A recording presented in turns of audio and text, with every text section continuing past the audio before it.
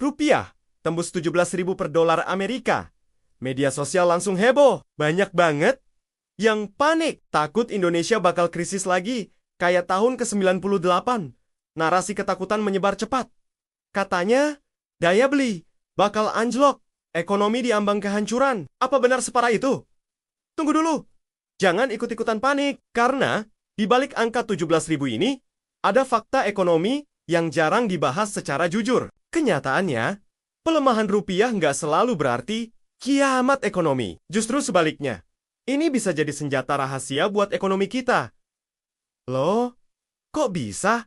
Begini penjelasannya. Struktur ekonomi Indonesia sekarang sudah banyak berubah. Kita makin kuat sebagai negara berbasis ekspor. Nah, saat rupiah melemah, harga produk ekspor kita di pasar global jadi jauh lebih murah dan kompetitif. Mulai dari komoditas kayak sawit dan batu bara, sampai produk manufaktur dan industri padat karya yang menyerap jutaan tenaga kerja. Ini sejalan banget sama arah kebijakan ekonomi di era pemerintahan Prabowo yang baru, yang fokus pada kemandirian, hilirisasi, dan penguatan ekspor. Jadi, banyak yang melihat pelemahan rupiah ini bukan sebagai bencana, tapi sebagai momentum emas kalau dikelola dengan strategi yang tepat. Tokoh ekonomi seperti Pak Purbayayudi Sadewa juga bilang, kepanikan yang berlebihan itu seringkali lebih berbahaya daripada pelemahan nilai tukar itu sendiri. Selama fundamental ekonomi kita kuat, cadangan devisa aman, dan neraca perdagangan kita positif,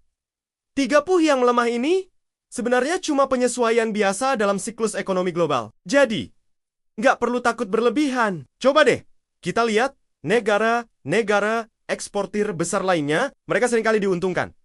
Lu kalau mata uangnya sedikit lebih lemah, kenapa? Karena produk mereka jadi lebih laku di pasar internasional. Nah, Indonesia bisa banget memanfaatkan kondisi ini untuk mempercepat pertumbuhan ekonomi, meningkatkan daya saing global, dan yang paling penting, mengurangi ketergantungan kita pada produk-produk impor. Jadi, pertanyaannya sekarang, apakah rupiah 17.000 ini tanda ekonomi kita bakal runtuh? Atau justru ini adalah peluang besar di era baru ekonomi Indonesia?